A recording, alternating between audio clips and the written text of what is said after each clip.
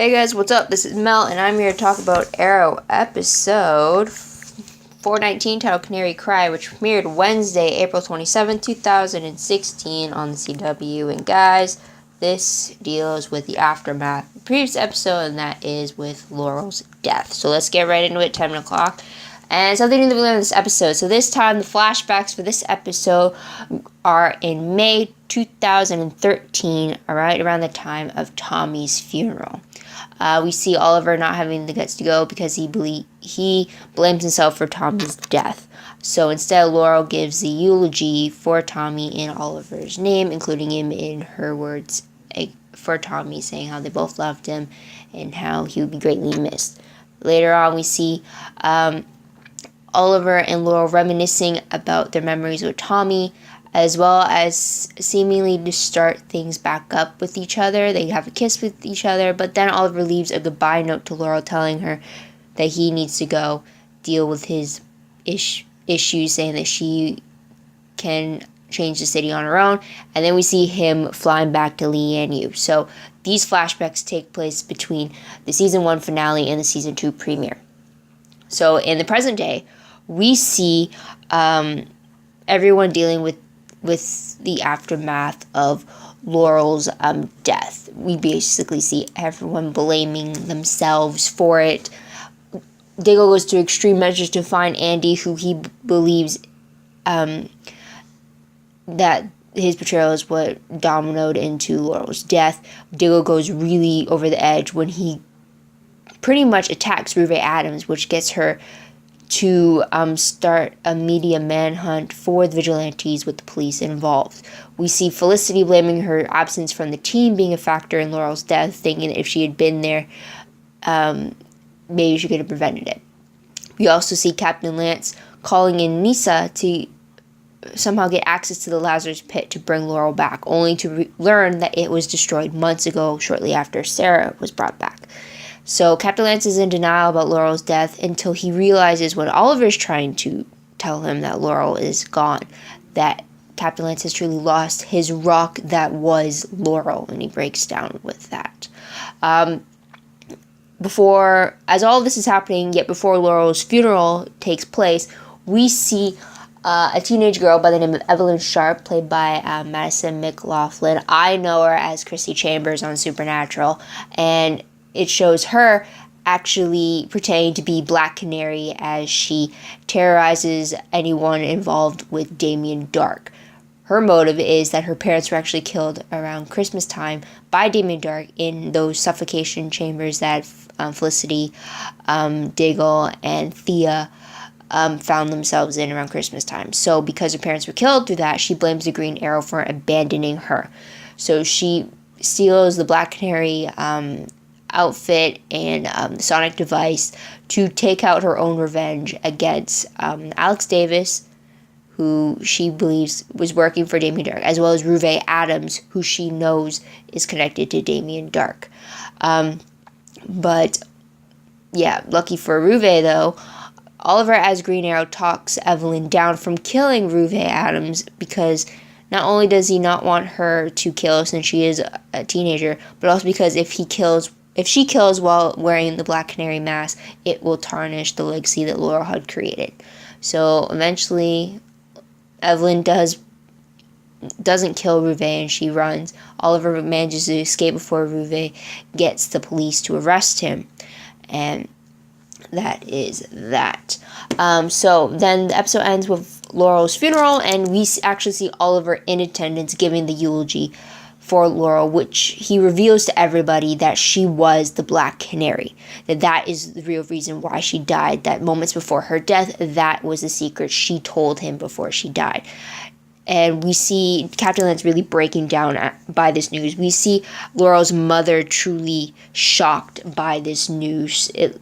She's like deer caught in headlights, not even knowing what to think of the news. We see Evelyn Sharp watching the funeral from a distance, and we truly see afterwards that on Laurel's tombstone, not only does it have the year on it, I believe it got her to be 31 when she died, Laurel was born in 1985, I believe. So it also has her tombstone labeling her as the Black Canary as well. So with that scene, though, that is the flash forward scene that we see back in episode 401, which is shown again with Barry arriving late to the funeral and talking with Oliver briefly. However, Barry does leave with his speed. He speeds away, so just keep that in mind for now. And then we see the 410 flash forward scene of Oliver returning to Felicity, and then both agreeing that Damien Dark needs to die, as well as his darkness that he brings with him. They just have to find a way to do it. So with that said, what was the most shocking moment of the episode? I think for me it has to be the fact that Oliver revealed that Laura was the Black Canary at the funeral. I wasn't expecting it, although it makes sense. Why? Because he didn't want her legacy to be tarnished, but I just didn't expect it to have been gone that way. But I'm glad he found a way to do it without everyone pointing the finger to the fact that he's the Green Arrow. So there's that. Top 3 favorite moments. First one is the fact that Oliver's eulogy to Laurel. Absolutely love it. I'm glad that he actually got to say it, because when it came to Tommy, he couldn't do it. He blamed himself so much, didn't think he deserved to say anything for his best friend, to even be in attendance at the funeral. He had to watch from a distance. But this time around, he actually said his piece. He gave Laurel the send-off she deserved, and it really painted the picture to everybody just what type of person Laurel was and how much she cared for the city. So I really like that for sure. Another favorite moment has to be the fact that it's Captain Lance's reaction to Laurel's death. Now, what I like about it is the fact that you truly see how much he's feeling for her loss. The fact that he instantly went to think of the Lazarus pit to bring her back. The fact that he was in constant denial over the fact that she was dead. The moment that he realized that he truly has lost the rock in his life that was his daughter. And while it's emotional and heartbreaking to see, I love the fact that his reaction to her death was not skimmed over or brushed under the rug as if in complete denial, saying like, oh, it's not it. It's as if like he's in a daze type thing, or how they just brushed it under, saying like, it's not happening, I'm not dealing with it now type thing. I'm glad we actually got to see the different stages of him of dealing with her death, and I just like the performance that was done for him.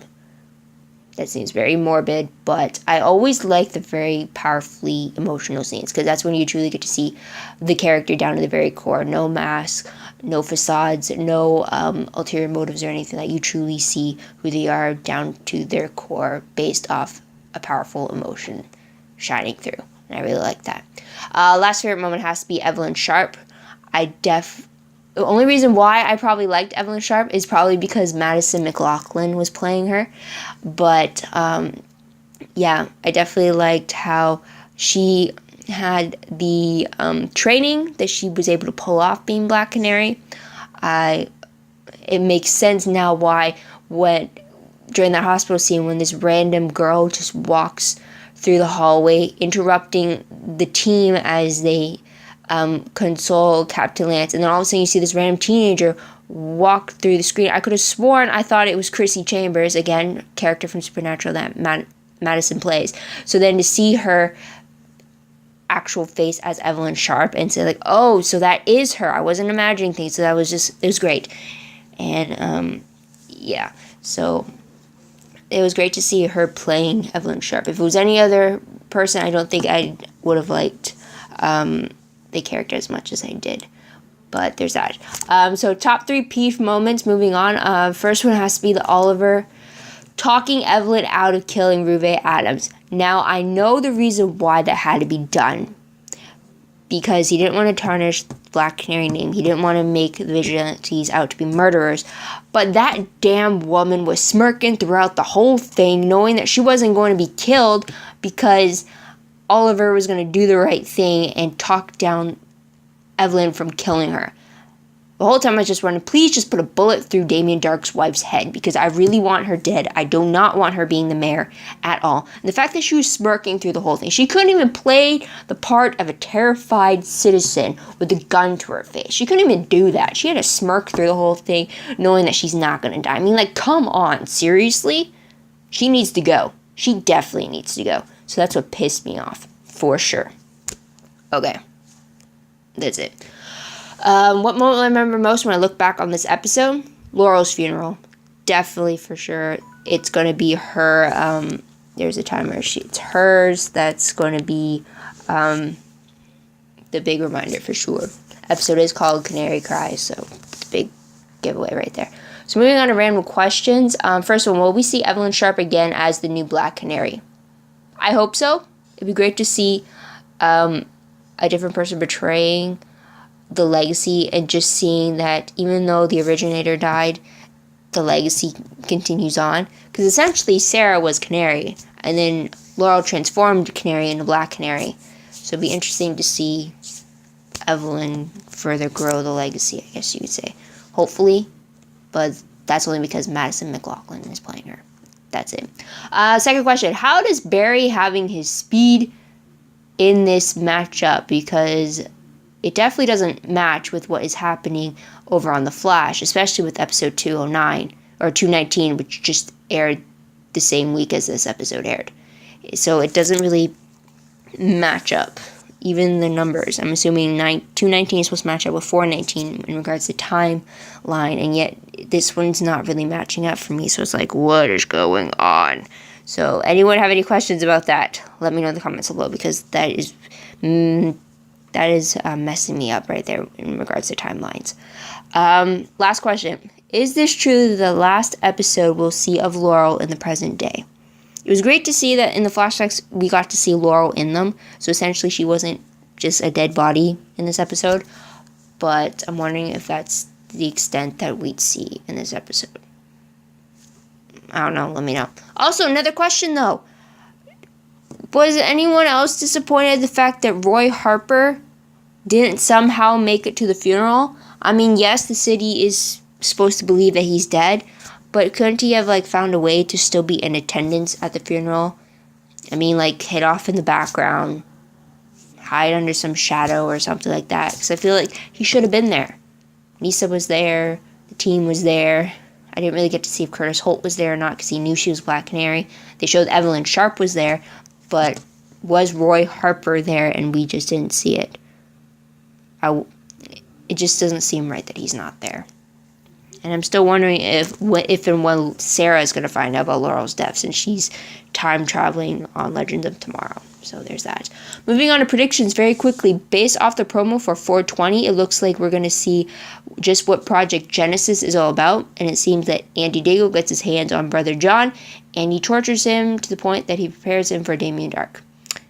And that is uncomfortable as it is. Based off the synopsis for the episode, it looks like Oliver and Felicity are going to try to find a magical way to defeat Damien Darhk. It seems that Diggle is hellbent on finding Andy and getting his revenge for Laurel's death. Kind of saw that in the promo, backfiring on him.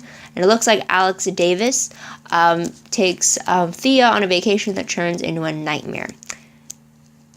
Not really crazy about that, but nightmare could be many things.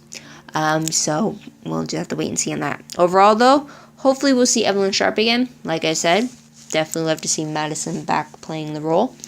And also, the secret that Ruve Adams is Damien Darhk's wife, that needs to be revealed to the city. Because I don't think the city would react kindly to the news that a convicted criminal who terrorized the city has his wife running as mayor to control the city. So that really has to be dealt with. But that's about it. So what did you guys think of the episode? What did you like about it? What do you think could have been included, or who do you think was missing, aka Roy? Let me know in the comments below. I'd love to hear about it, as well as your own thoughts, theories, and predictions about the episode and what's to come in the remaining episodes of the season. Also, don't forget to like this video, subscribe to my channel, and check out my other videos if you haven't done so already. If you want, check out my Tumblr page for any news for Arrow, that is promos, sneak peeks, web clips, synopses, GIFs, quotes, anything like that. Links for those are down below, one for this episode specifically, and one for a page that leads to all the tags related to Arrow, Flash, and Legends of Tomorrow. I'm a little behind on updating that account for Tumblr, but stay tuned. It will be, hopefully it'll be updated shortly. I gotta get things organized first, but check that out and follow me there if you like what I post or what I had post so far. And that's about it. So thank you guys for watching. I truly appreciate it. Or you come back next week to see what I have to say about the next episode. But until then, this is Mel wishing you a great day, great week, wherever you are. Bye for now.